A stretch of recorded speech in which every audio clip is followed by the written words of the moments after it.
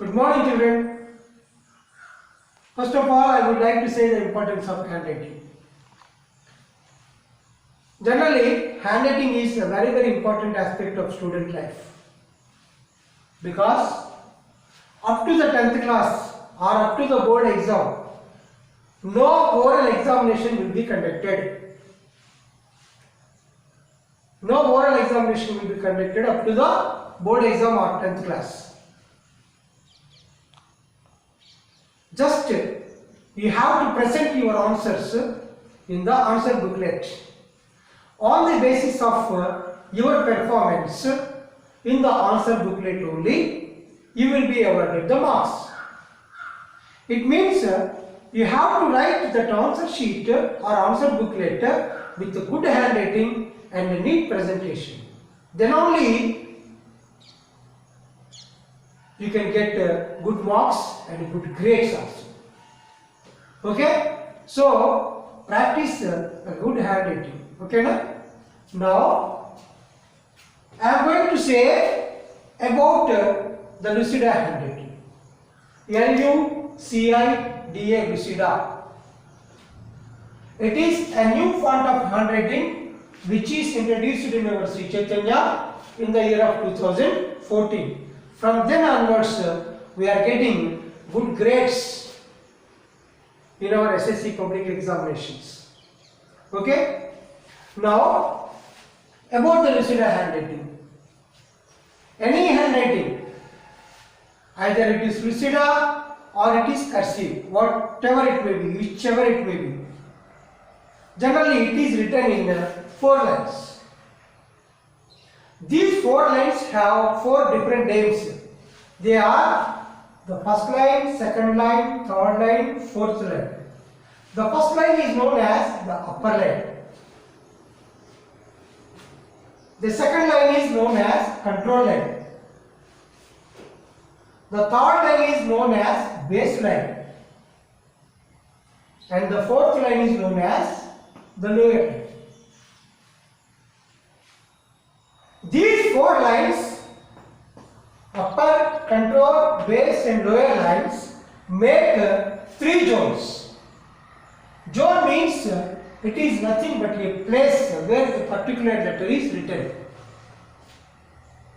Zone means a place where a particular letter is written. For example, upper zone. Some letters are written among the first 3 lines. Some letters are written among the first 3 lines.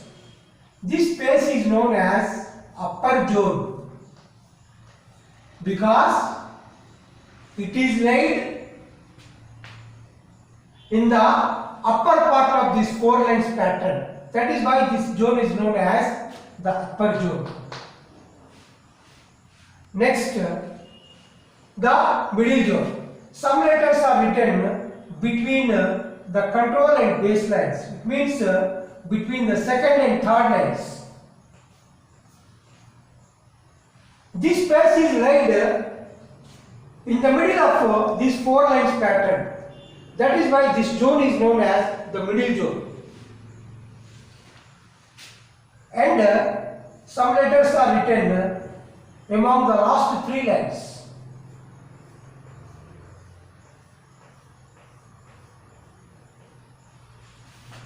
This space is laid in the lower part of this 4 lines pattern. That is why this zone is known as the lower zone. Upper zone, middle zone and lower zone. Okay? There is no any other zone except these 3. Upper, middle and lower. But some letters are written among all the 3 zones. Among the upper zone, middle zone and lower zone. Those letters are known as the mixed zone letters or free zone letters. Those letters are known as the mixed zone letters or free zone letters. Okay.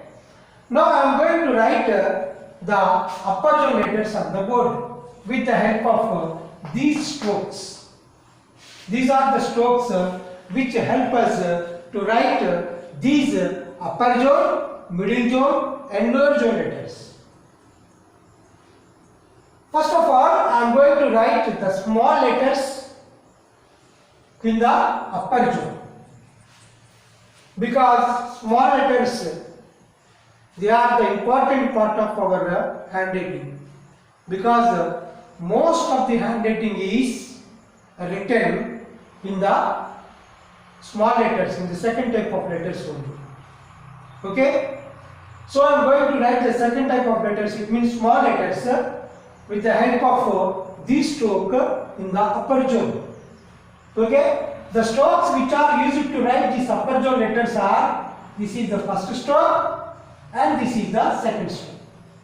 With the help of these two strokes, I will write the upper zone letters on the board. The first upper zone letter is B. The first stroke, upper zone stroke. The second stroke, vowel shape.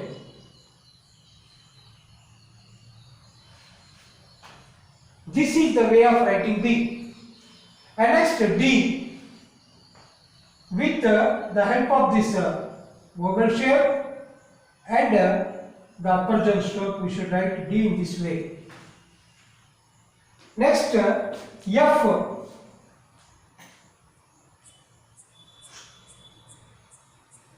F is written in the all three zones, in the upper zone, in the middle zone, as well as in the lower zone. That is why this letter is known as the mixed zone letter or free zone letter. Okay. The next upper zone letter is H.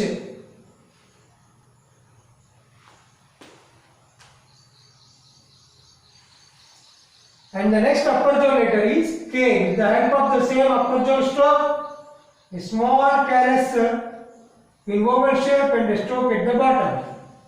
Next, L. This is the way of writing L. And the next letter is T. Regarding T, we should be careful, because the other letters of the upper zone have taken a slant towards the right side at the top, but T doesn't take any slant, just it is a straight line and a curve at the bottom. A stroke or hyphen will be given at the top of the letter. This is the correct way of writing T, but somebody used to write in this way. This is not the correct way of writing T. Okay, these 6 letters are the upper zone letters, along with one mixed zone letter, that is F. These 7 are the upper zone letters. Okay, F I have written here because it is the mixed zone letter. It can be written in all the 3 zones. That is why I have written here also. Next, how to write these letters in the proper way. Somebody used to write B in this way. This is not the correct way of writing B. This is the correct way of writing B. D. This is the correct way of writing D. Not like this we should write. H, K, L. Somebody used to write L in this way. Gradually it will become into C, the capital C. So this is the wrong way of writing L.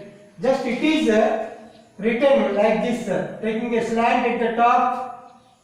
From the slant it is almost a straight line, and a small hyphen should be given to the right side of the letter. This is the right way of writing L. Okay?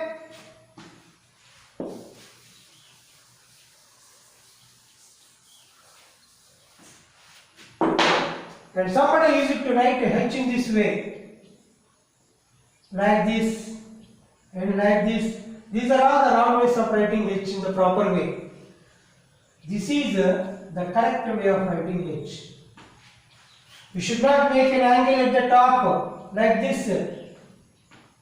We should not make an angle at the top. Like this also we should not write. It is only written with the help of the upper stroke and a stroke in the base zone. Okay.